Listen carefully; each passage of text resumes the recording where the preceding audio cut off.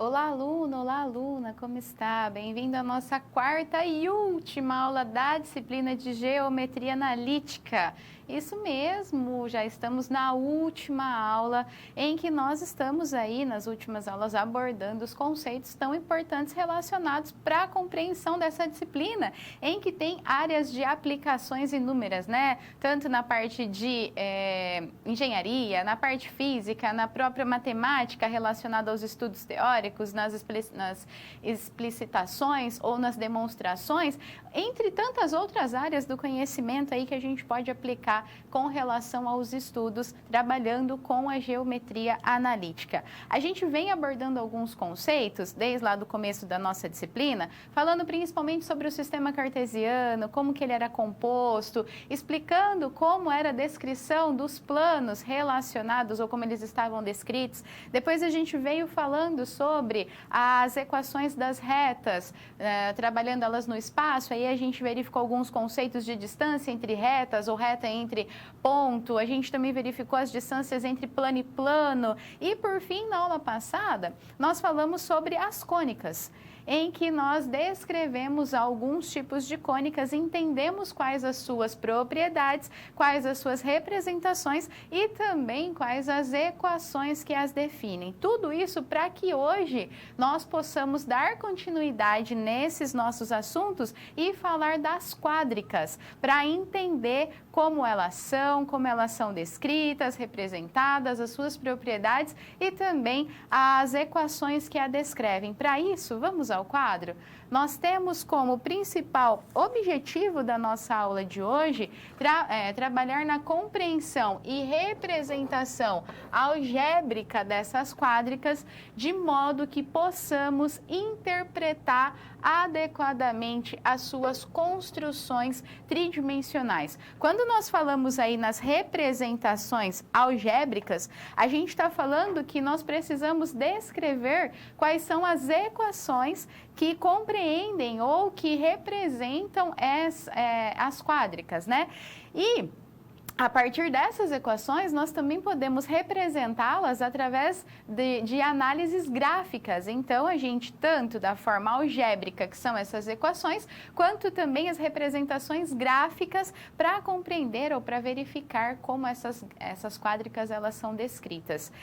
Dando uma continuidade no que a gente viu na aula passada, como eu comentei com você, nós falamos sobre cônicas, né? A gente viu quais eram as suas especificações, quais eram as características representativas de cada cônica que nós estudamos 4, bem como quais as equações e as propriedades que elas apresentavam. Vamos para o quadro para a gente relembrar aí essa descrição sobre as cônicas, em que, como nós vimos, as cônicas elas são curvas planas obtidas pela interseção de um cone reto de duas folhas com planos de diferentes posições. E dependendo de cada forma que esse plano intercepta esse nosso cone, nós temos as curvas cônicas diferentes. E dentre elas, nós estudamos a circunferência, a elipse, a parábola e a hipérbole também. Em cada uma delas, há uma equação de plano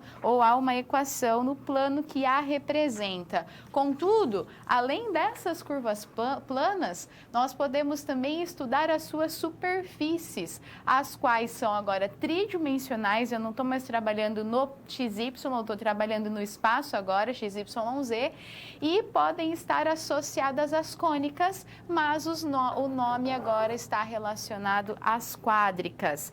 E a gente tem dois exemplos aí, né? Um paraboloide hiperbólico e também uma esfera de raio R. São dois exemplos de quádricas e elas podem ser empregadas na representação de construção e objetos presentes no nosso dia a dia. Independente de qualquer situação, elas podem ser principalmente utilizadas aí na construção civil e na parte de designer, né?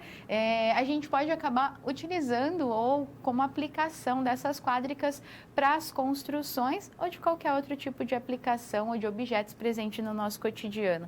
Por isso, torna-se importantíssimo compreender as representações algébricas das quádricas para que se torne possível, então, a interpretação correta de qualquer tipo de problema, ou seja, de qualquer análise desses problemas. Assim, nós precisamos compreender como serão descritos essas superfícies quádricas, quais os conceitos envolvidos, como elas podem ser representadas e, principalmente, qual é a sua descrição algébrica, qual é a equação matemática que a descreve e a sua descrição gráfica, qual o gráfico que a representa, para que nós olhemos e possamos saber qual é a quádrica em que nós estamos trabalhando.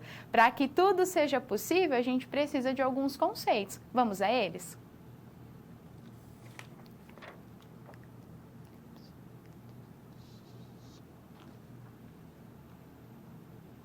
As esferas e os elipsoides, eles são duas quádricas, eles representam dois tipos de quádricas, só que antes da gente descrever cada uma delas, entender quais os conceitos relacionados e as propriedades características, primeiro a gente precisa entender o que é uma superfície quádrica. Vamos para o quadro, para a gente poder conceituar a superfície quádrica. E quando nós falamos sobre o estudo das superfícies quádricas, é necessário considerar as propriedades do sistema cartesiano ortogonal tridimensional, ou seja, a gente vai trabalhar agora no espaço cartesiano, levando em consideração os três eixos x, y e z. E nós podemos representar uma superfície quádrica a partir de uma equação do segundo grau com essas variáveis x, y e z, em que nós temos tanto x quanto y quanto z em segundo grau. E a continuidade dessa equação igualando a zero, em que ao menos um desses coeficientes, seja ele o a, b, c, d, e e f, não nulo, tá?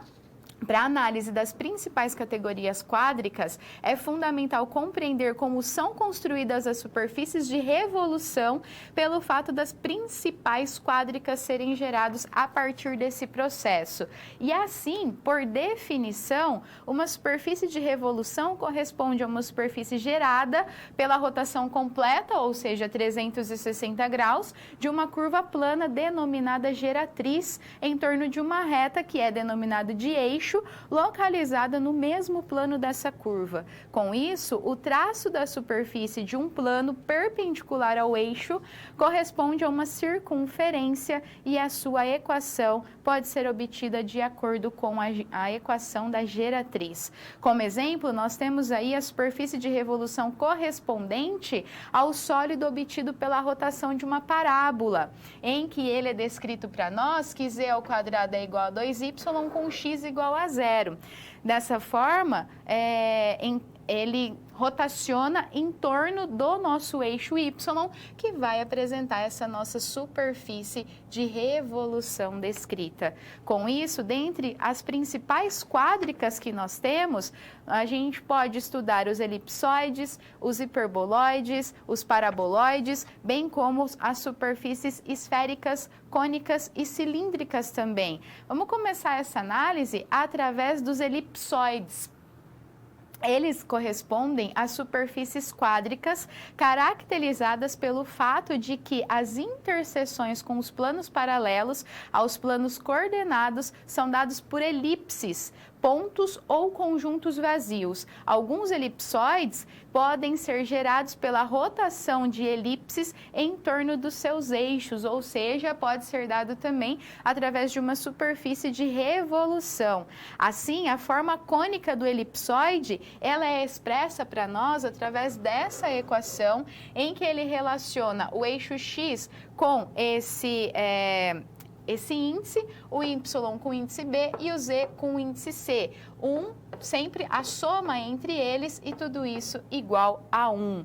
Dessa forma, A, B e C, esses índices, eles são números reais positivos e representam as medidas dos semi-eixos dessa nossa elipsoide, em que a gente pode observar qual é a relação de A, B e C nessa figura que descreve um elipsoide para nós. Nós temos, então, a descrição de A, A, que é esse semi-eixo, a descrição de B, que é esse semi-eixo, e a descrição de C, que é esse semi-eixo. Essa figura, ela representa para nós um elipsoide centrado na origem, aqui, com esses semi-eixos sendo caracterizados pelos segmentos que unem o centro da superfície aos seus pontos de interseção com os eixos X, Y e Z. Com relação ao elipsoide centrado na origem, torna-se possível a identificação dos traços. E quando a gente fala nessa identificação dos traços, nós temos com relação à interseção com o plano. Então, a gente vai levar em consideração XY, XZ e YZ, esses planos. Para cada um deles, nós temos a equação do traço para qual direção que se torna zero em cada uma dessas relações. E com a análise dessas equações, nós vemos que os traços, os tipos de traço obtido para esse caso, serão sempre dados como elipse. E também é possível identificar os pontos em que nós temos relacionado a x, y e z, aqueles índices, os quais são revoluções da forma cônica desse elipsoide. E aqui a gente compreende que se pelo menos dois desses valores A, B, C, ou A, B ou C, né, forem iguais, isso significa que nós teremos uma elipsoide de revolução. Entendendo essa correlação para nós com a elipsoide, como ela é descrita, quais são os conceitos relacionados, bem como quais são as equações que a descrevem, a gente pode ver um outro tipo de quádrica agora, em que nós damos o nome relacionado às esferas. Vamos ao quadro? Assim, nós temos que uma outra quádrica a ser analisada, chamada de superfície esférica ou simplesmente esfera, quando esses índices forem iguais, ou seja, quando o índice A for igual ao índice B, que for igual ao índice B, da forma cônica do elipsoide centrado na origem, nós temos a representação dessa equação em que x² mais y² mais z² é igual a ao², que corresponde à equação característica de uma superfície esférica, ou a gente pode chamar simplesmente de esfera, nesse caso com um centro na origem. Aqui representado para nós o centro em 0, 0, 0, se a gente está falando tridimensional, né? E o raio dessa esfera dado por A. Podemos ainda caracterizar uma esfera como um lugar geométrico dos pontos do espaço cartesiano, cuja distância a um ponto fixo, ou seja, ao seu centro, será sempre constante. Vejamos um exemplo agora a respeito da relação de um elipsoide. E aí ele diz o seguinte para nós: seja o elipsoide da equação descrita, x² sobre 16, mais y² sobre 49, mais e² sobre 9 igual a 1, e a partir da equação geral apresentada, nós podemos identificar alguns elementos. Dentre eles, qual é o ponto centroide, e ele fala que está localizado no 0, 0, 0, os semiseixos, que são os índices A, B e C. Como que ele encontra, né, esses índices A, B e C? Por definição, nessa equação, x² está dividindo por a², y² está dividindo por b² e z² está dividindo por c². Então, 16 é igual a a². Assim eu consigo saber qual o valor de A, qual o valor de B e qual o valor de C, só eu extraindo as raízes, tá? Desse modo, eu consigo saber, então, como é descrito esses semi-eixos para nós. E com essa equação do elipsoide, eu posso obter os traços em relação aos planos. Então, o primeiro traço em relação ao plano XY, eu levo em consideração a parte dessa equação destinada aos eixos XY. A mesma coisa em relação ao plano XZ e também ao plano YX. Nesse caso, nós temos em todos eles a representação de uma elipse descrita para nós por esses traços que foram apresentados. Com isso, a gente verificou os conceitos de duas quádricas, tanto dos elipsoides quanto também das esferas.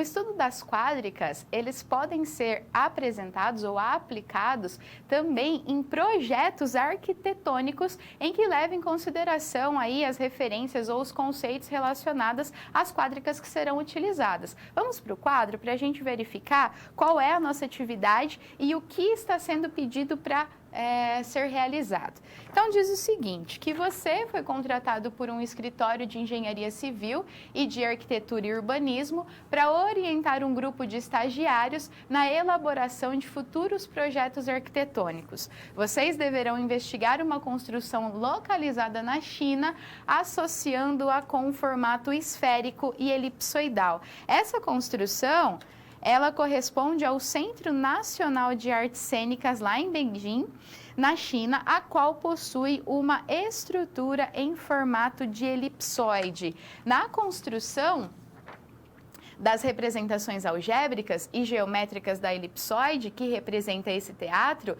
nós vamos considerar o eixo Z para representar as variações em relação à altura, o eixo X como indicação da direção leste-oeste, e o eixo Y relativo à direção norte-sul.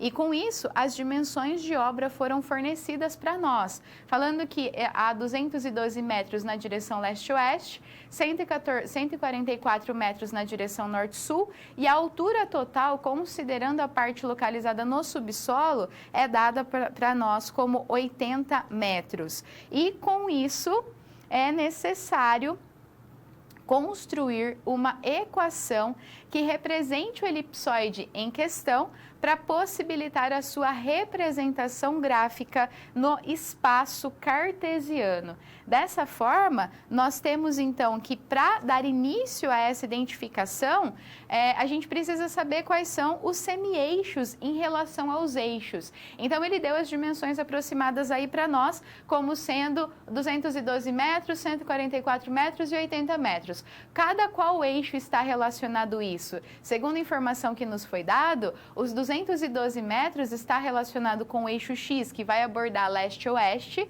os 144 metros com o eixo Y, que vai abordar norte-sul, e o eixo Z a uma altura de 80 metros, que é a altura total. Com relação aos semi-eixos, eu preciso encontrar quais são esses valores para A, B e C, para esses índices. Então, se eu tenho essa distância total, eu divido por 2 para encontrar qual é essa relação ou descrição dos semi-eixos. Assim, eu encontro o valor tanto para A, quanto para B, quanto para C descrito. Dessa forma, como eu tenho os valores de A, B e C, eu posso descrever um elipsoide centrado na origem por a equação descrita através do elipsoide, colocando os índices A, B e C e elevando ao quadrado, fazendo os cálculos, eu tenho então que essa equação é descrita para nós através desse elipsoide centrado na origem. Não se esqueça que quando nós estamos trabalhando com essa equação,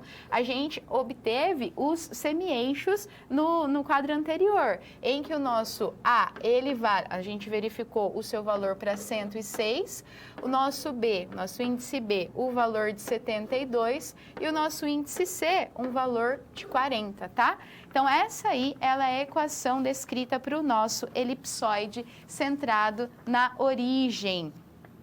Assim, da forma canônica do elipsoide, nós podemos identificar os seguintes traços que correspondem às interseções da superfície com os planos coordenados. Isso a gente vai fazer para o plano XY, para o plano XZ e para o plano ZY.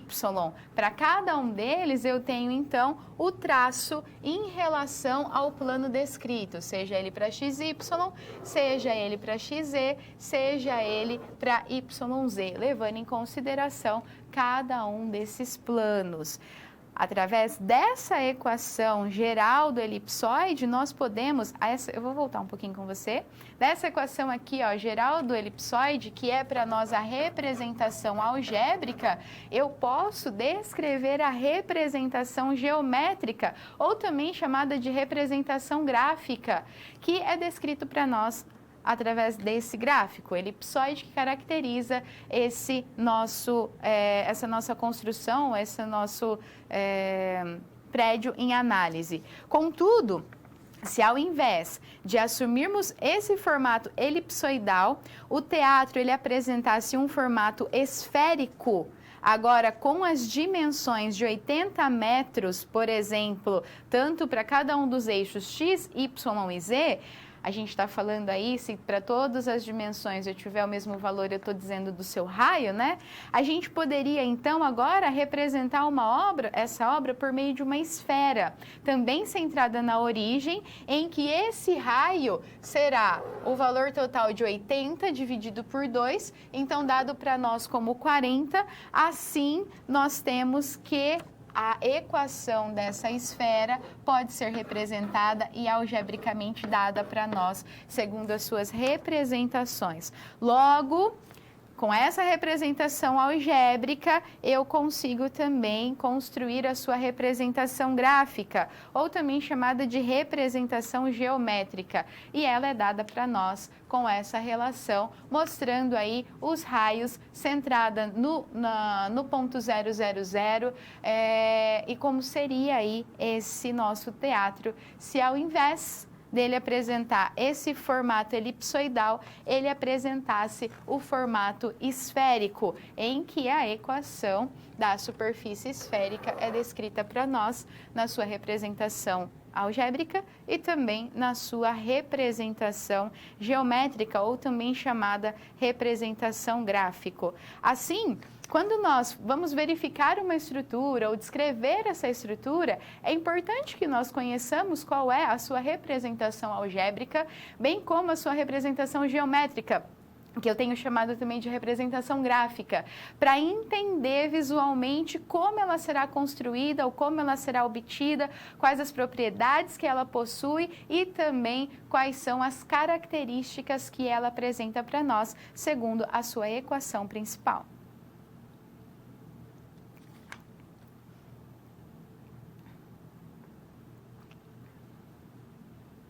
Os paraboloides e também os hiperboloides, eles são descritos ou eles são formas de quádricas também que devem serem avaliadas. Vamos analisar cada um desses dois separadamente. Aí, quando nós estamos falando então sobre esses paraboloides, eles são descritos como superfícies quádricas relacionadas às parábolas. Podemos, então, obter um paraboloide, por exemplo, a partir da rotação de uma parábola em torno do seu eixo principal e, de acordo com as suas características, é possível a construção de dois tipos de paraboloide, seja ele o elíptico, dado através dessa forma, e seja ele também o hiperbólico, dado através dessa representação geométrica. Com isso, para cada um deles, nós temos descrições diferentes para avaliar se esse paraboloide será elíptico ou se esse paraboloide ele será hiperbólico. Para o caso do paraboloide elíptico, nós temos a forma canônica para cada um dos eixos de referência, seja para o eixo X, para o eixo Y e para o eixo Z. Se nós estamos levando em consideração a forma canônica para o eixo X, então a equação que representa o paraboloide elíptico, ela é dada dessa forma. Análogo para o eixo Y e para o eixo Z que nós estamos levando em consideração. O paraboloide elíptico, ao longo de um eixo Z, por exemplo, se eu estou trabalhando ao longo desse eixo Z da equação, eu estou utilizando essa forma canônica aqui, é obtido pela rotação de uma parábola em que z é igual a y ao quadrado em torno desse eixo z. E a gente pode ter uma representação desse exemplo que eu estou te dando através dessa descrição do paraboloide, em que nós temos aí a rotação em torno desse nosso eixo z, descrito aí através de uma parábola de z igual a y ao quadrado. O que é importante para a gente entender é que para um paraboloide como esse aí, representado para nós no desenho, que está centrado na origem, ou seja, aqui no ponto 0, 0, 0, esse ponto corresponde ao vértice do paraboloide. E nós temos que levar em consideração esse índice C aqui, ó. Isso vale também para os outros eixos, tá? A gente está relacionando esse exemplo no eixo Z, mas vale também para os outros eixos. Aí você tem que olhar o índice A e o índice B. Focando aqui nesse exemplo, esse índice C, ele vai mostrar para nós como essa superfície está localizada com relação ao plano XY. Se o nosso índice C ele for maior que zero, a superfície ela está localizada inteiramente acima do plano XY, como está representado para nós nesse exemplo. Agora, se é o contrário, se for menor que zero, então toda a superfície ela se situa abaixo do plano XY. Já para a análise do paraboloide hiperbólico, nós também temos as formas canônicas ao longo de cada eixo descrito, tanto para o eixo X, quanto para o eixo Y, quanto para o eixo Z. E aí a gente tem que levar em consideração que o paraboloide elíptico era sempre um mais o outro, né? Aqui não. Aqui eu tenho a relação de sinais opostos, ó. Eu sempre vou ter menos e mais nessa descrição. Desse modo, semelhante aos paraboloides elípticos, nos paraboloides hiperbólicos, os dois termos de segundo grau da forma canônica assumem esses sinais opostos. Lá no elíptico, eles possuíam o mesmo sinal. Aqui, eles possuem sinal oposto. E a representação para nós de um paraboloide hiperbólico, como ele pode ser descrito. Assim, a gente compreende como é relacionado esse paraboloide, sendo ele tanto elíptico quanto hiperbólico, e a gente pode trabalhar agora com uma outra superfície quadrática em que recebe o nome de hiperboloide, que são superfícies centradas, cujas equações características apresentam termos de segundo grau, também relativa a x, y e z, e com sinais distintos. Devido às diferentes possibilidades da composição das equações, temos duas categorias. A primeira, ela é denominada como hiperboloide de uma folha, e a segunda, ela é denominada de um hiperboloide de duas folhas. E a gente precisa entender essa representação para cada um desses tipos de hiperboloide, sendo ele para uma folha, sendo ele para duas folhas. Vamos começar primeiro a análise do hiperboloide de uma única folha. E assim, nós temos que, para esse caso, as formas canônicas ao longo dos eixos x, y, z, elas são descritas. E essa descrição, a gente tem que estar atento aos sinais de cada um dos termos, porque eles variam, dependendo se a forma canônica ela está descrita ao longo do eixo X, ao longo do eixo Y e ao longo do eixo Z.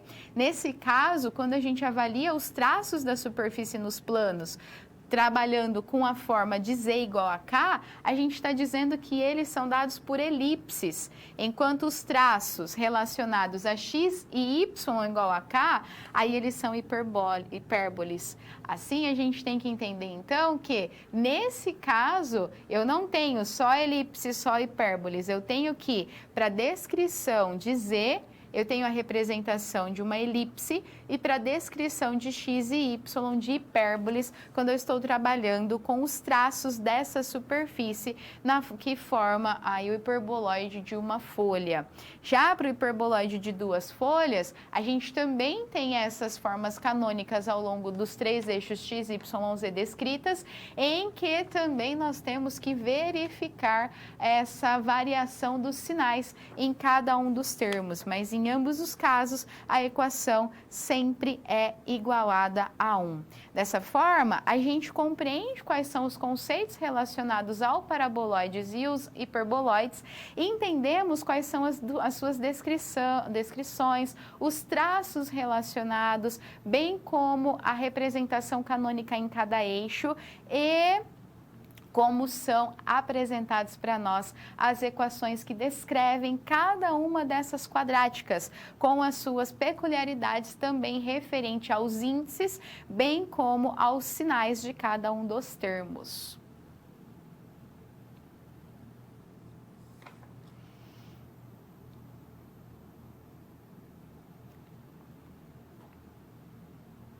As quádricas, elas podem ser utilizadas em diversos projetos, né? Principalmente relacionados aos projetos de estruturas ou projetos de construção, relacionado à construção civil e algumas outras partes. Vamos ao quadro para a gente verificar qual é a atividade que nós temos para realizar agora, trabalhando com os projetos arquitetônicos de formato de paraboloides e também de hiperboloides. Então, a situação consiste no seguinte caso: você foi contratado por um escritório de engenharia civil e de arquitetura e urbanismo para orientar um grupo de estagiários na elaboração de futuros projetos arquitetônicos. E aqui vocês deverão investigar as propriedades de superfícies com formato de paraboloides e hiperboloides. O gerente do projeto solicitou um estudo a respeito de uma estrutura no Palácio das Exposições, localizados no conjunto arquitetônico do Parque do Ibirapuera, lá em São Paulo, em que será necessário avaliar algumas situações para que possa ser descrito, então, essa estrutura, ou possa ser avaliado o estudo a respeito dessa estrutura. Para isso, será necessário construir uma maquete para representar a cúpula de base circular com aproximadamente 72 centímetros de diâmetro e 18 centímetros de altura.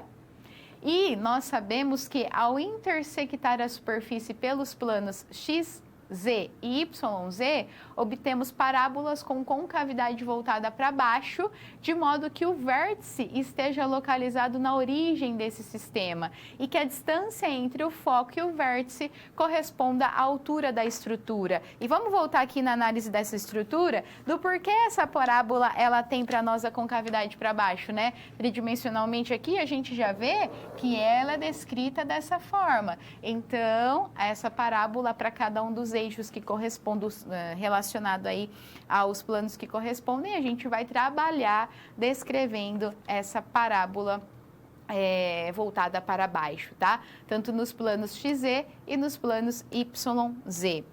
Para aproximar essa superfície de um paraboloide elíptico ao longo do eixo Y, nós temos que a equação ela deve ser dada para a gente dessa seguinte forma, em que nós devemos levar em consideração esse índice C para compreender como será descrito para nós esse nosso paraboloide elíptico, tá? E é importante a gente verificar que o vértice ele coincide com a origem e os traços nos planos X, Z e YZ, eles são parábolas com concavidade para baixo e a sua vértice na origem. Para isso, a gente verifica, então, relacionado aos dados que ele deu, que a distância do foco ao vértice é igual à altura da estrutura. E essa altura ela é dada para nós com um valor de 18 centímetros. Para isso, é necessário agora determinar quais são esses índices A, B e C dessa estrutura, eu preciso saber cada um deles, bem como levar em consideração que, se eu estou falando que esse paraboloide ele vai apresentar concavidade para baixo, isso significa que o meu índice C, ele apresenta um valor menor do que 0. Aí, para que a gente possa compreender essa relação, eu tenho os traços do paraboloide elíptico e eu preciso avaliar essas figuras, tanto para o traço no plano XZ, que é dado para nós por essa figura A, quanto para o traço no plano YZ, que é dado para nós nessa figura B, eu consigo verificar, então, quais são as descrições ou os traços do paraboloide elíptico para cada um dos planos que devem ser avaliados. E através dessa análise eu consigo compreender qual é o traço em relação ao plano XY. Quando eu estou falando no plano XZ. Quando eu estou falando nesse plano XZ, eu estou falando então que corresponde a uma parábola e essa equação da parábola, ela pode ser dada para nós da seguinte forma: x² menos 4P, que é aquele parâmetro da parábola, vezes Z. Nós estamos falando no plano XZ. Esse parâmetro para nós, ele está relacionado com a altura da estrutura, que é dado pelo valor de 18. Então, substituindo o valor de 18, eu posso descrever o traço no plano XZ através dessa equação em que x ao quadrado é igual a menos 72z. Eu simplesmente fiz essa multiplicação, tá? E nesse caso, para essa equação, o meu y, ele apresenta valor de zero. Ou eu posso moldar essa equação aqui e escrever em função de z, em que menos z é igual para nós a x ao quadrado sobre 72. De modo análogo, nós podemos avaliar agora o outro traço. Aqui nós fizemos a análise para o plano XZ. Agora eu vou fazer a análise para o plano YZ, sendo a base da cúpula uma circunferência de raio 36, a equação da parábola que corresponde ao traço no plano YZ em questão, levando em consideração quem é esse parâmetro da parábola que a gente está trabalhando com 18, nós temos que essa equação, ele é dado para nós, ou seja, o traço no plano, ele é dado para nós como y ao quadrado menos 72z, só que agora eu tenho o eixo x igual a zero e posso reescrever também essa equação dessa seguinte forma com o nosso x igual a zero. Então, eu tenho duas equações, tanto aqui, essa para o plano YZ, quanto para o plano XZ. Então, eu posso aí combinar essas duas equações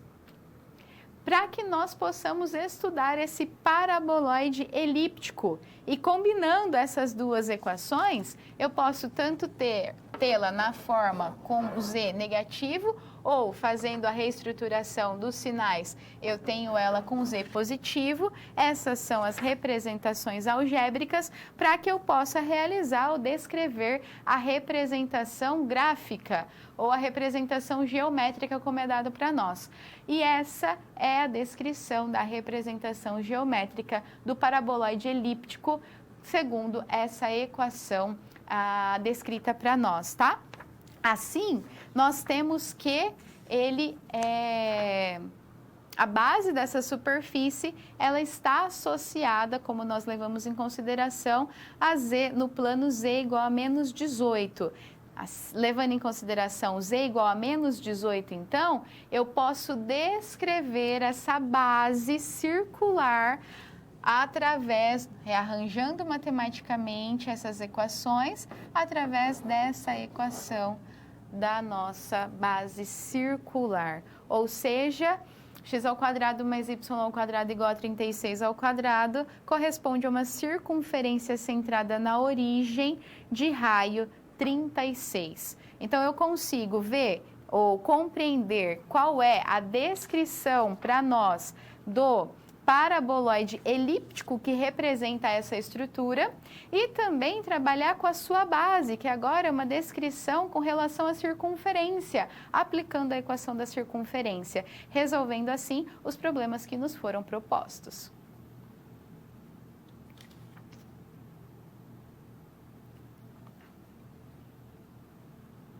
Vejamos uma questão relacionada ao elipsoide. O que ele pede para nós, qual é a equação que descreve esse elipsoide, é um caso específico, e qual é o que nós devemos fazer para resolver essa situação. Vamos ao quadro? E é dito o seguinte para nós: considere o elipsoide descrito pela seguinte forma canônica. E aí ele tem a sua representação em x, y, z, os seus índices igual a 1. E ele está querendo que nós determinamos cada um dos traços desses elipsoides, seja para x, y, para y, z, tanto para xz também. Nesse caso, não é necessário, porque para determinar os traços, a gente não precisa saber quem são os índices, mas só lembrando que se fosse necessário obter os índices, eu tenho a descrição do índice A, do índice B e do índice C, tá? Não esquece essa relação, eles sempre estão levados ao quadrado e que a gente pode obter matematicamente esses índices relacionados aos semi-eixos, caso necessário. Mas aqui ele está pedindo para nós só os traços, né? E se a gente está falando com relação aos traços, por exemplo, em XY, a gente está levando em consideração essa descrição canônica. Se a gente está falando em YZ, a gente está levando em consideração essa descrição canônica. E se a gente está levando em consideração XZ, a gente está levando em consideração essa descrição canônica. Vamos ver ali de maneira cada um separadamente para não ficar confuso, mas é assim os traços em relação a cada um dos planos que foi pedido para nós. No plano XY, então, no plano YZ e no plano XZ, com cada um deles apresentados segundo os traços devidos para cada um dos planos trabalhados com esse elipsoide em questão. Ali, a gente tem um exercício simples de análise do elipsoide, em que ele pede os traços, mas ele podia te pedir várias coisas e principalmente também pedir para representar graficamente ou geometricamente esse elipsoide.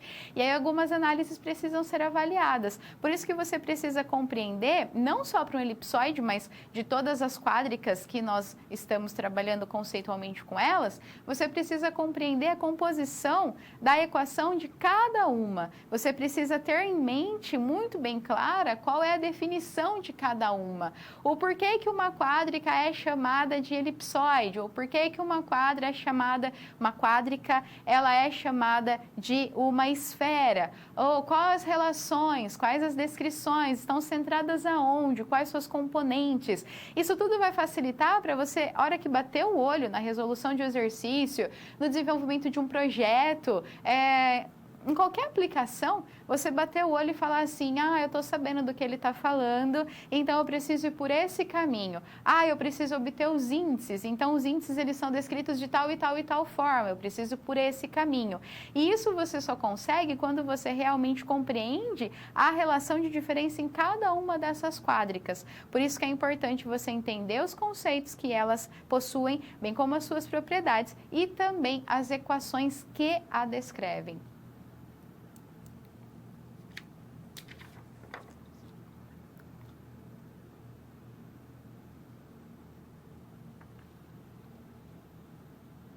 É sabido que quando a gente trabalha com as curvas cônicas ou simplesmente cônicas, nós temos aí os planos de interseção com relação a essas superfícies cônicas. E aí a gente tem lá a descrição de 4 cônicas em que podem ser estudados num plano relacionado bidimensional, ou seja, trabalhando aí com 2 eixos. Só que, e para o caso das superfícies cônicas, como elas são descritas? Eu tenho agora que trabalhar tridimensionalmente. Eu tenho que levar em consideração o espaço cartesiano para sua descrição. Como elas podem ser representadas? Vamos para o quadro para que a gente possa entender melhor essa relação da descrição da superfície cônica, bem como a sua representação e a forma geométrica e algébrica apresentada. Então, quando nós falamos sobre superfície cônica, nós dizemos que ela corresponde a uma superfície obtida a partir de uma reta em que nós estamos chamando essa reta de geratriz. Eu vou comentando com vocês, vai acompanhando aqui comigo nesse gráfico em que essa reta geratriz ela está descrita. Então vamos de novo, vamos começar sobre a definição dessa cônica, da superfície cônica. Então, a superfície cônica, ela corresponde a uma superfície obtida a partir de uma reta denominada geratriz que se movimenta apoiada em uma curva plana, denominada de diretriz, aqui para nós em verde representada. E essa curva plana é uma curva plana qualquer em que passa por um ponto dado, ou seja, em que passa por um local descrito chamado de vértice, não situado no plano que contém essa curva. Essa superfície com os seus respectivos elementos, ela é descrita aí para nós, trabalhando com o seu vértice, com a geratriz, que é o ponto G para nós, e com a diretriz, que é o ponto D indicado. A diretriz correspondente a uma curva plana obtida pela interseção das duas superfícies, ela é dada para a gente por essa representação algébrica. E o vértice, ele é um elemento que divide a superfície cônica em 2 partes distintas. Essas partes, elas são chamadas de folhas e são opostas pelo vértice. O vértice está aqui para nós, então nós temos a parte superior, a parte inferior, e essa parte nós chamamos de folha, e esse vértice, então, ele divide essa superfície cônica e elas são opostas uma à outra, como a gente pode observar e pode acompanhar segundo essa representação gráfica dos elementos que compõem a superfície cônica. Dessa forma, seja uma reta G de equação z igual a my com x igual a zero, construída num plano YZ, como está sendo dado aí para nós, eu estou levando em consideração apenas o plano YZ.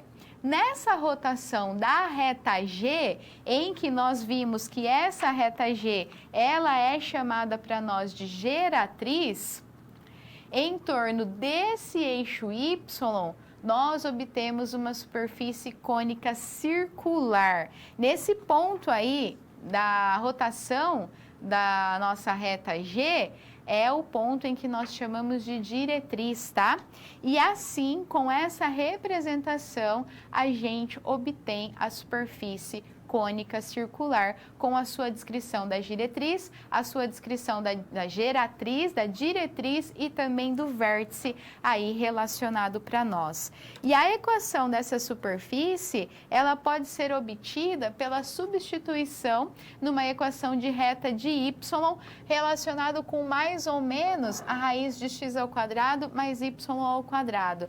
Assim, nós temos que z é igual a m, que multiplica mais ou menos a raiz de x ao quadrado mais y ao quadrado. Fazendo, então, os ajustes matemáticos necessários, ou seja, eu posso, para extrair essa raiz ou para trabalhar com essa raiz, elevar ao quadrado os dois lados da minha igualdade. Então, eu tenho por descrição que essa equação vai ser dada para nós como z ao quadrado é igual a m ao quadrado, que multiplica x ao quadrado mais y ao quadrado, tá? Dessa forma, G vai corresponder à geratriz da superfície, a diretriz é descrita por uma circunferência e o vértice, ele é dado para nós pelo ponto O, que separa essas duas folhas da nossa superfície, como foi representado para nós na ilustração que descreve, então, a representação dessa nossa superfície cônica relacionada, tá bom?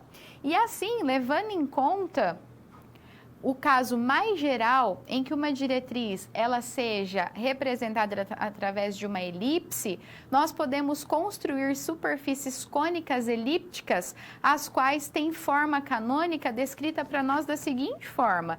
Então, se eu estou relacionando ou avaliando a superfície ao longo do eixo Z,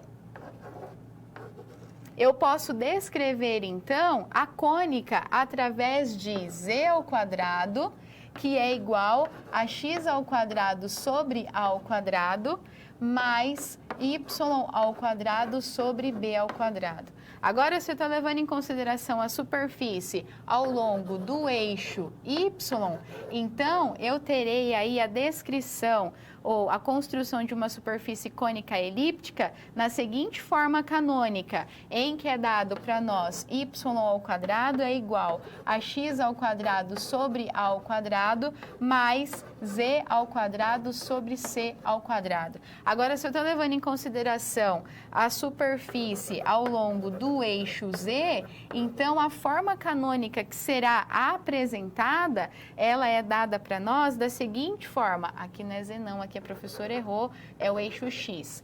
Então, ela será da seguinte forma, x ao quadrado será igual a y ao quadrado sobre b ao quadrado mais z ao quadrado sobre c ao quadrado. E ainda, em estudos semelhantes, nós podemos realizar algumas análises com relação às cônicas parabólicas e também hiperbólicas. Dessa forma, a gente compreende qual é a descrição dessa superfície cônica e também qual é a forma canônica com a descrição dessa relação de cada uma dessas superfícies em relação ao eixo x, ao eixo y, ao eixo z da forma canônica descrita.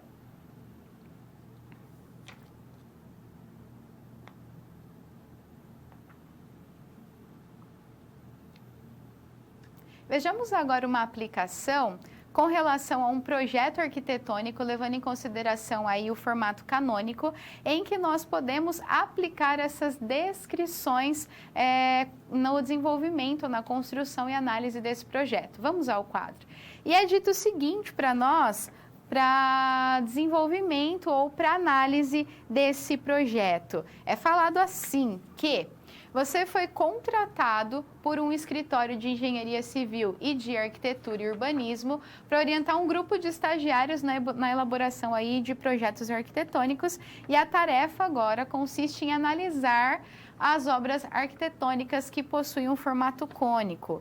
Para isso, a obra que será avaliada será o edifício das Torres de Hércules, localizado lá na Espanha, e cada torre que compõe o edifício, ele possui 25 metros de diâmetro e 100 metros de altura. E aí, é pedido para nós a seguinte situação: como pode ser representada algébrica e geometricamente cada torre do edifício, supondo que sua base coincida com o plano XY no espaço cartesiano? Quais são as suas interseções com os planos de referência XY, XZ e YZ? Ou seja, qual a relação também com a descrição dos seus traços? Assim, para que nós possamos compreender essas análises, a gente precisa entender que cada uma dessas torres, elas podem ser representadas através de superfícies cilíndricas, construídas a partir da sua circunferência de diâmetro de 25 metros. Se esse diâmetro ele é dado para nós por 25 metros, isso significa que o seu raio é metade, então é 12,5. Para relacionar o plano XY, eu tenho que a descrição da equação para o plano XY é x² mais y² é igual a r². Fazendo a substituição do raio que eu tenho, essa é a equação algébrica para nós, construída ao longo do eixo Z de referência, já que nós estamos trabalhando com a descrição de x e y. Como o edifício ele possui 100 metros de altura, a gente tem então que a x² mais y² é igual o raio ao quadrado, que é de 156,25, e que z ele é maior que zero, mas é menor que 100, porque a altura é maior ou igual a zero, menor ou igual a 100, porque a altura desse prédio é de 100 metros. Então, a interseção com um plano XY, e quando eu tenho essa interseção com o plano XY, estou levando em consideração que z para nós ele é igual a zero, essa interseção ela é dada pela equação da circunferência com x² mais y² é igual a 156,25. Já quando eu estou falando a interseção com o plano XZ, e para que essa interseção seja possível, y tem que ser igual a zero, eu estou levando em consideração o seu raio em x. E análogo isso a y também, só que a YZ, só que eu estou levando em consideração agora a interseção com o plano YZ. Para esse caso, x é igual a zero, mas eu também tenho a descrição do raio, que é de mais ou menos 12,25.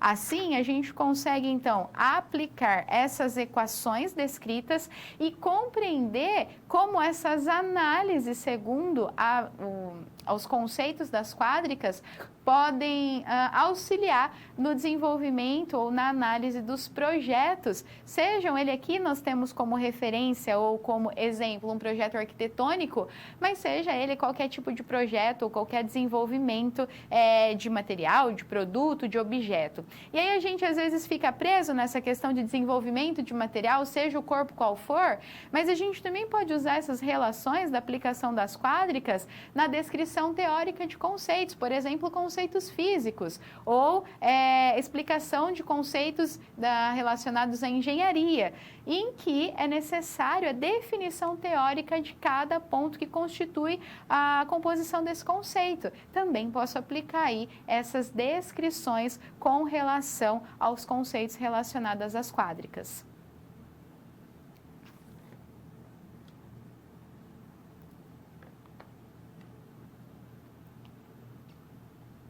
Nós precisamos avaliar agora um tipo de superfície que é denominada de superfície cilíndrica. Aqui a gente também está levando em consideração o espaço cartesiano. Nós estamos falando sobre os eixos x, y, z, e a gente tem que compreender quais são os conceitos relacionados a essas superfícies cilíndricas, quais as suas representações gráficas e algébricas também, como ela pode ser denominada, como ela pode ser descrita e como a gente pode utilizar. Vamos para o quadro para a gente entender melhor essa descrição do conceito de uma superfície cilíndrica. E aqui nós temos que, ao considerar uma curva plana C, como está mostrando aí para nós no desenho, através desse desenho em vermelhinho, a gente tem essa curva plana C e uma reta R. Tá vendo a reta aí também descrita para nós? Ela está descrita através dessa cor verdinha aí. Então, vamos lá. Considerando essa curva plana C e a reta R, que é fixa e que não esteja contida nesse plano C, note que ela está fora do plano C, partindo desses elementos, nós podemos caracterizar a superfície cilíndrica, gerada a partir de uma reta G. Essa reta G, ela está mostrando aí para nós essa descrição em azul, e essa reta G se movimenta ao longo da curva plana C, que mantém a relação de paralelismo com essa reta R. Através desse desenho, através dessa representação, a gente pode observar que tanto G quanto R, elas são paralelas, e assim eu consigo compreender como que essa curva C, ela se mantém com relação a esse paralelismo. Dessa forma, essa curva C descrita, ela é chamada de diretriz da superfície cilíndrica, enquanto a reta G, ela é denominada para nós como a geratriz dessa superfície que foi gerada a partir dessa nossa reta G. Assim, como no caso das superfícies canônicas, as superfícies cilíndricas, elas podem ser classificadas em função das suas diretrizes. E as superfícies cilíndricas chamadas de circulares, elípticas, hiperbólicas ou parabólicas são construídas, respectivamente, a partir de circunferências, elipses, hipérboles ou parábolas. Dessa forma, as superfícies cilíndricas, elas podem ser construídas a partir de diferentes curvas planas, porém, nós vamos considerar aí, para análise de um exemplo, apenas a superfície cilíndrica obtida a partir de curva plana que esteja contida em um desses planos coordenados e cujas geratrizes sejam retas paralelas ao eixos coordenados que não estejam contidos nos planos considerados para o desenvolvimento desse nosso exemplo. Então, a gente antes de fazer esse exemplo, para entender melhor como que se dá essa descrição da superfície cilíndrica, a gente não pode esquecer que elas são constituídas a partir das suas representações no plano, né? Se eu estou falando dessas superfícies cilíndricas circulares, ela vai ser construída a partir da circunferência, elíptica a partir da sua elipse, hiperbólica a partir das hipérboles e as parabólicas a partir das parábolas, tá? Essa relação ou essa ligação, ela é importante para que a gente possa compreender essa descrição do conteúdo e relacionar essa superfície cilíndrica na aplicação dos conceitos ou no desenvolvimento dos projetos que você precisa aplicar esses conceitos. Assim, vamos considerar uma superfície cilíndrica construída a partir de uma parábola, segundo a equação contida no plano XY, em que y² é igual a 3x. Essa parábola, tomando as geratrizes paralelas agora ao eixo Z, a superfície será descrita para nós pela seguinte equação: y² igual a 3x. Dessa forma, sua representação gráfica ela é dada para nós considerando o espaço cartesiano, ou seja, considerando os nossos eixos x Y e Z. Observe que os traços dessa superfície em relação ao plano de coordenadas XY e a qualquer plano da forma relacionada a Z igual a K, ou seja, Z igual a K significa que são os planos paralelos a XY, correspondem à parábola dada por essa nossa equação. Y ao quadrado igual a 3x. Com isso, a gente consegue, então, compreender qual é a descrição dessa superfície cilíndrica, como ela é representada para nós, qual a associação que ela tem, bem como a sua descrição com relação às suas equações e também a relação aos seus gráficos. E a gente pode compreender os diversos tipos de aplicação dessas superfícies, levando em consideração das superfícies cilíndricas que elas partem com relação aos planos, como nós vimos em cada uma das descrições separadamente.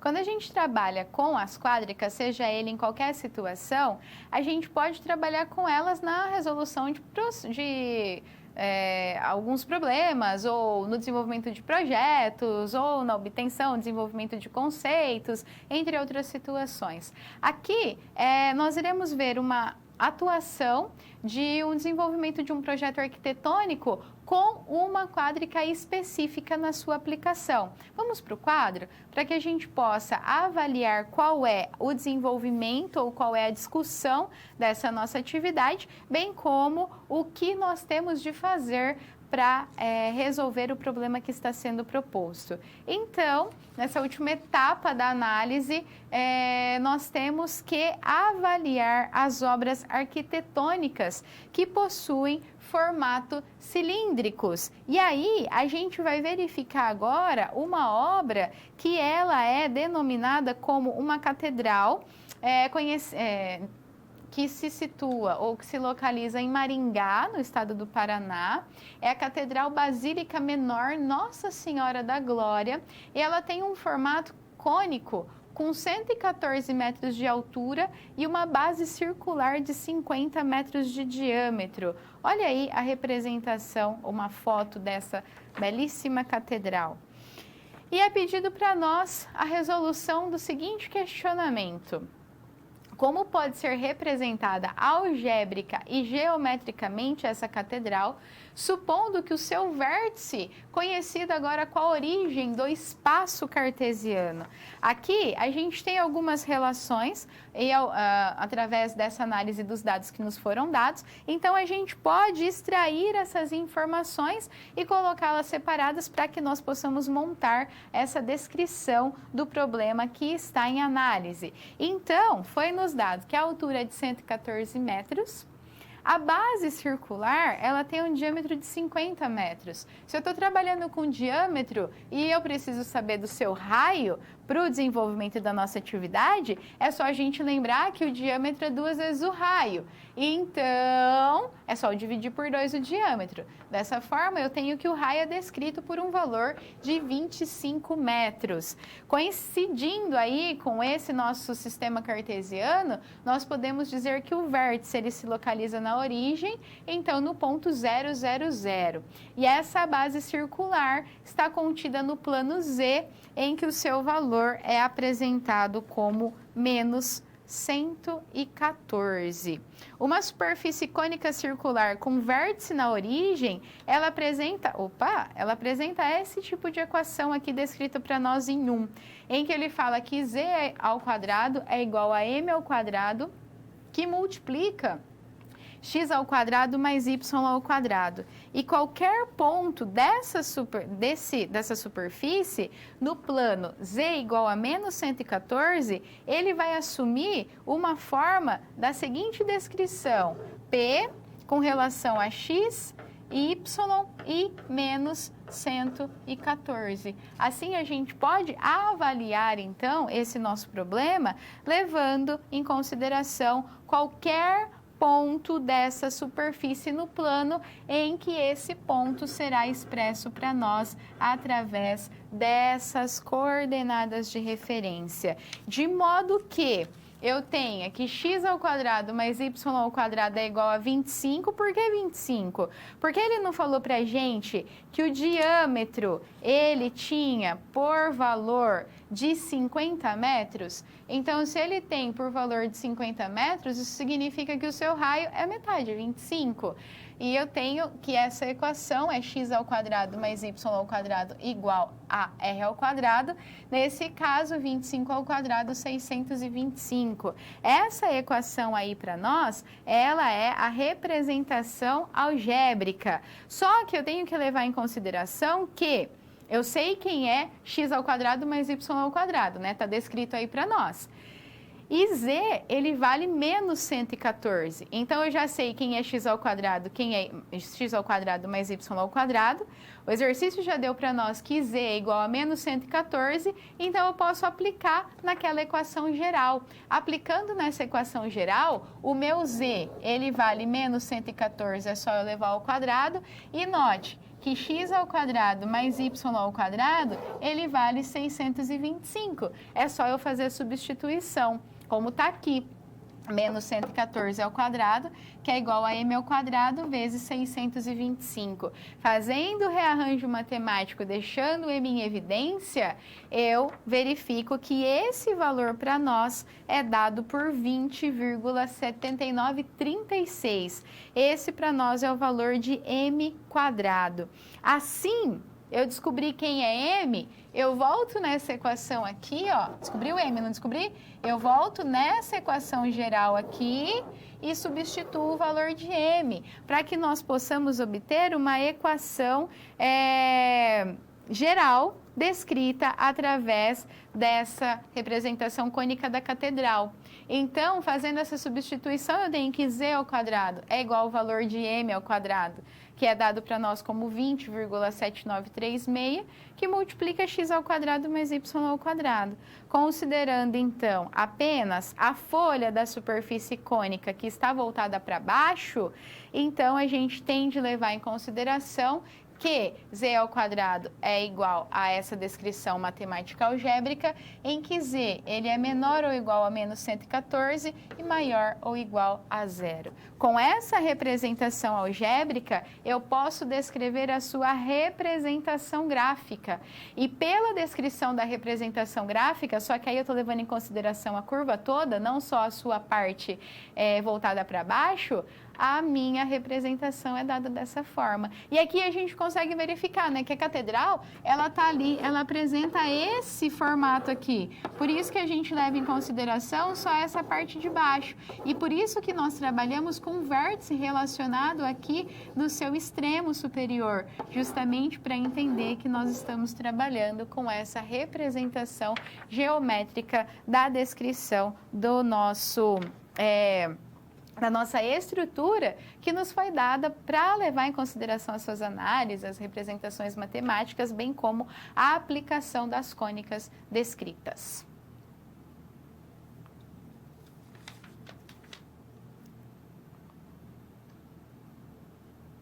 Nós temos alguns exercícios aí para que vocês possam realizar, só que a professora comeu deu mole aqui e a professora já deixou com resposta, né? Não era para ter ficado com a resposta, eu queria que você pensasse, mas não vai ter jeito, né? Já vai com a resposta assim mesmo. Mas finge que não tá com a resposta e aí você lê e vê qual que você acha que é a resposta correta. E aí a gente vai discutindo resposta a resposta, tá? Tem alguns exercícios para a gente fazendo e avaliando, então dá uma olhada aí e a gente vai discutindo cada um separadamente. Vamos para o quadro? Para que a gente possa avaliar aí cada um desses exercícios. Então, o primeiro exercício, ele fala o seguinte para nós. A equação a seguir representa qual superfície quadrática? E ele dá essa descrição e ele quer saber qual é essa superfície quadrática que representa essa equação. Dá uma pensada aí rapidinho e eu vou dar uma olhada se por acaso tem alguma dúvida aqui que você me enviou para a gente discutir ainda agora nesse momento de interação, tá bom?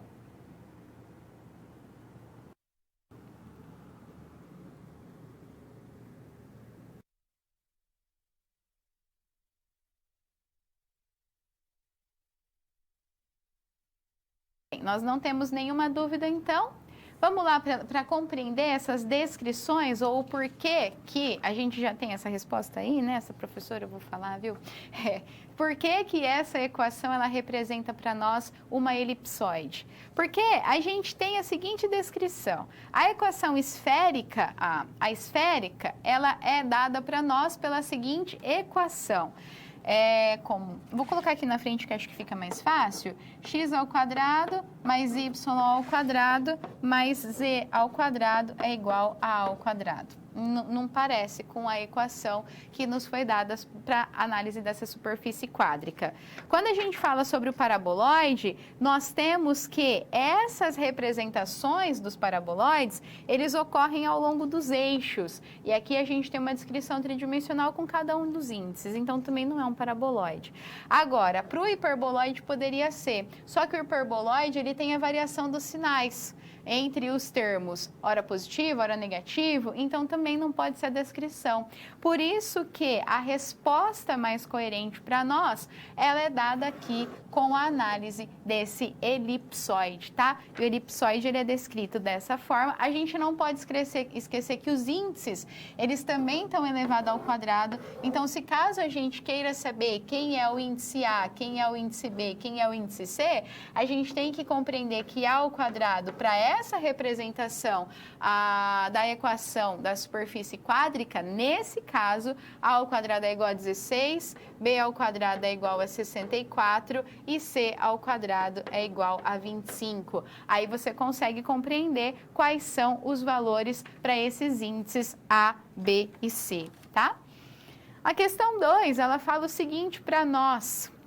A equação x ao quadrado mais y ao quadrado mais z ao quadrado igual a 6.400 representa uma superfície esférica, cujo raio é D. A gente acabou de ver no quadro anterior, né, no exercício anterior, que x ao quadrado mais y ao quadrado mais z ao quadrado, ele estava dando como A ao quadrado, ou a gente pode trabalhar também como R ao quadrado, não tem problema.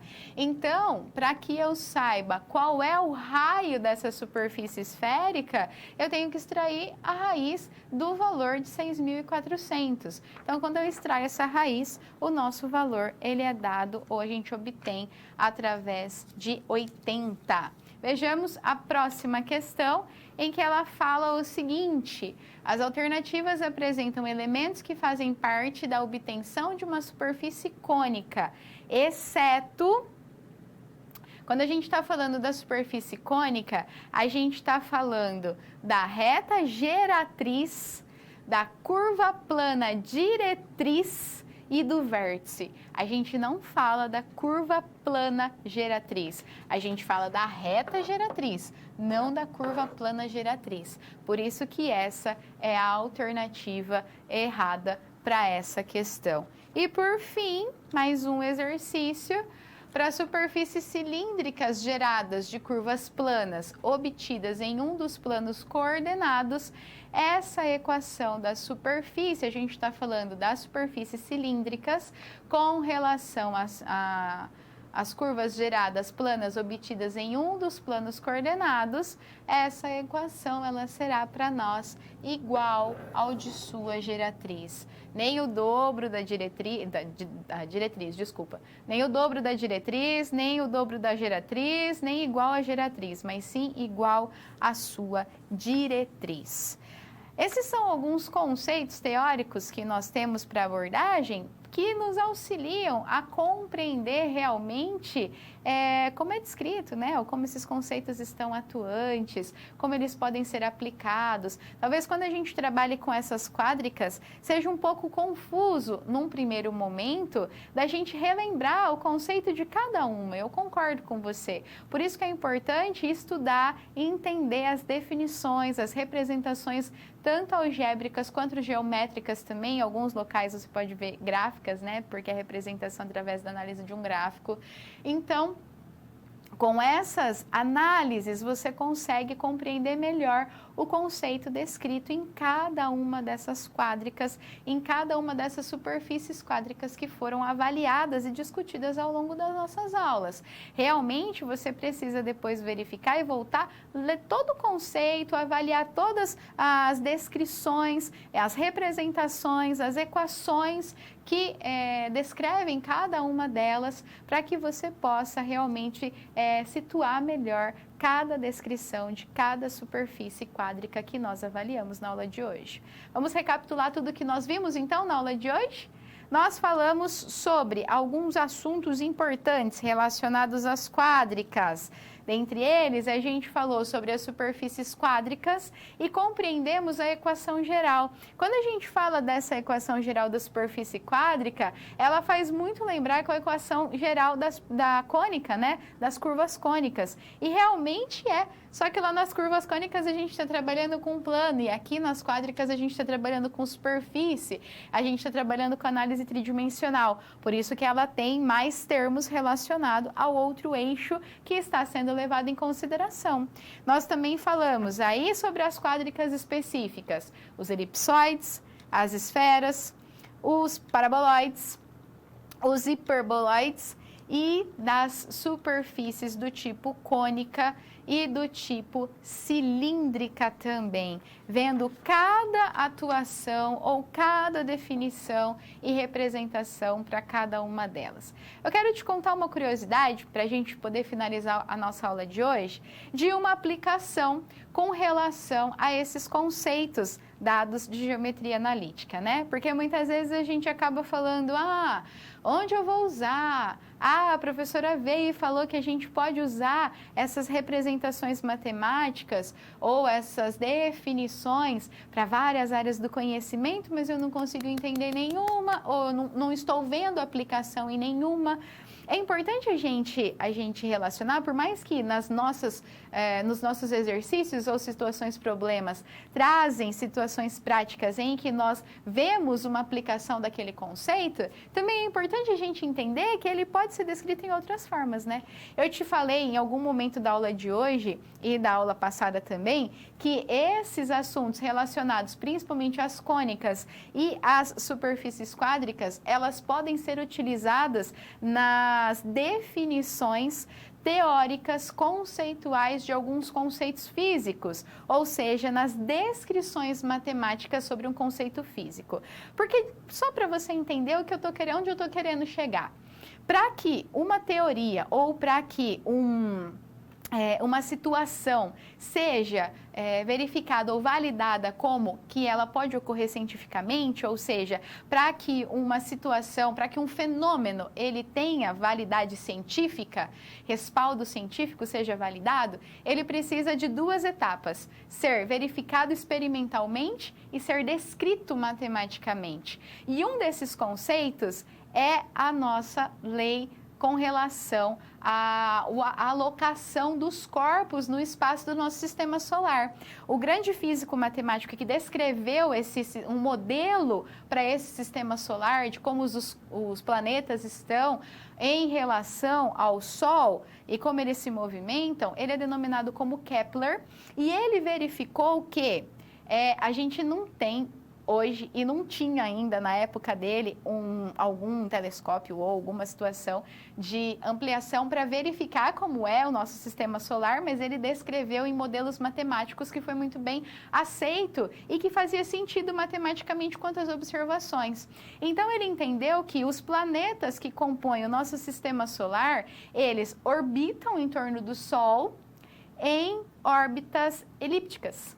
Vamos falar do planeta Terra? E o porquê que o planeta Terra, por exemplo, tem a região do ano, uma época do ano em que a gente tem primavera, verão, outono, inverno, por que que temos o solstício, ou por que que temos o equinócio, ou por que que nós temos essa relação de diferença sobre a temperatura e as ondas eletromagnéticas referente ao Sol. Porque em determinada época do ano, a gente está mais próximo do Sol ou mais afastado do Sol. O Sol ele está localizado nessa órbita elíptica que o planeta Terra ele descreve em torno do Sol.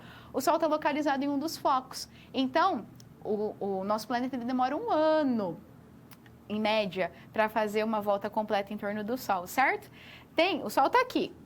Tem época do ano que ele está mais perto, ó. Tem época do ano que ele está... Eu não vou conseguir. Que ele está mais longe. Mais perto, mais longe. Por isso que a gente tem essas relações de mudança de estação de ano. Primavera, verão, outono, inverno. Justamente por conta desse movimento. E essa descoberta de Kepler e essa postulagem que ele fez revolucionou a questão sobre a análise científica dos movimentos dos astros, que auxiliou muito na descrição de um outro famoso cientista físico matemático chamado Albert Einstein, quando ele descreveu ali a teoria da relatividade. Tá vendo como essas coisas são importantes? Não só para a construção e análise, mas também para definição teórica. Então, agora que você já viu como isso é importante, eu só contei uma coisa, hein? Tem um monte ainda.